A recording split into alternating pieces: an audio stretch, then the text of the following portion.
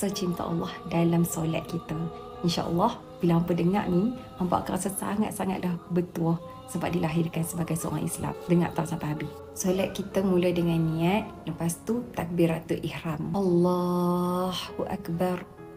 Allah Maha Besar. Lepas tu doa iftitah. Allah Maha Besar dengan sebesar-besarnya. Segala puji bagi Allah dengan pujian yang banyak. Maha suci Allah pada waktu pagi dan petang. Sesungguhnya aku hadapkan wajahku ke hadapan Allah yang menciptakan langit dan bumi dalam keadaan tunduk. Dan aku bukanlah golongan orang-orang musyrik. Sesungguhnya solatku, ibadahku, hidupku dan matiku hanya untuk Allah, Tuhan semesta alam. Oleh kerananya, aku menerima dengan tulus perintahnya dan aku adalah seorang Muslim. Kita sambung dengan Al-Fatihah dengan nama Allah yang Maha Pengasih lagi Maha Penyayang. Segala puji bagi Allah, Tuhan semesta alam, Maha Pengasih lagi Maha Penyayang, yang menguasai hari pembalasan. Hanya Engkau yang kami sembah dan hanya kepada Engkau kami mohon pertolongan. Tunjukilah kami ke jalan yang lurus,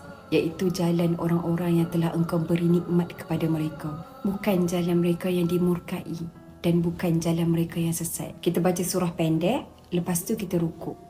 Maksud ayat dalam rukuk, Maha suci Engkau ya Allah, serta memujilah aku kepadanya. Lepas tu kita i'tidal, ya Allah ya Tuhan kami, bagimulah segala puji sebanyak langit dan bumi dan sepenuh barang yang Engkau kehendaki sesudah itu. Lepas tu kita sujud, dan ni adalah poin yang paling kita dekat dengan Allah. Sebab pak kepala kita ni lah yang paling terhormat, tapi masa sujud kita tunduk dan rebahkan kepala kita ni ke bumi sebagai satu bentuk penghambaan, surrender kita kepada Allah Subhanahu Wa Taala. Dan masa sujud tu kita sebut, Maha suci Engkau Tuhanku yang maha tinggi dan segala puji baginya. Duduk antara dua sujud dan kita sebut, ya Allah, ampunilah aku, kasihanilah aku, cukupilah kekuranganku, angkatlah darjatku, berikanlah petunjuk kepadaku, berilah kesihatan kepadaku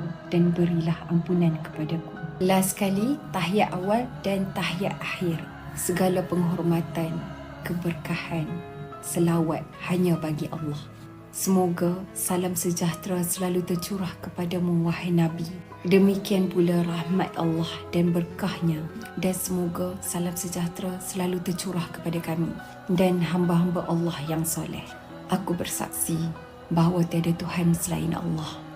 Dan aku bersaksi bahawa Nabi Muhammad itu utusan Allah. Ya Allah, berikanlah rahmatmu kepada Nabi Muhammad dan keluarga Nabi Muhammad, sebagaimana Engkau memberi rahmatmu kepada Nabi Ibrahim dan keluarga Nabi Ibrahim, dan berikanlah keberkahan kepada Nabi Muhammad dan keluarga Nabi Muhammad, sebagaimana Engkau memberi keberkahan kepada Nabi Ibrahim dan keluarga Nabi Ibrahim. Sesungguhnya Engkau maha terpuji lagi maha mulia.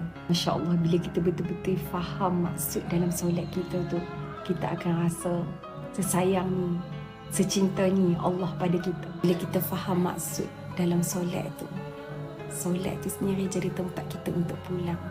Tempat yang paling jujur sekali untuk kita menangis. Nampak macam remeh kan? Cuma faham maksud dalam solat saja. Tapi solat kita tu boleh berubah jadi pelukan Allah yang paling tenang sekali.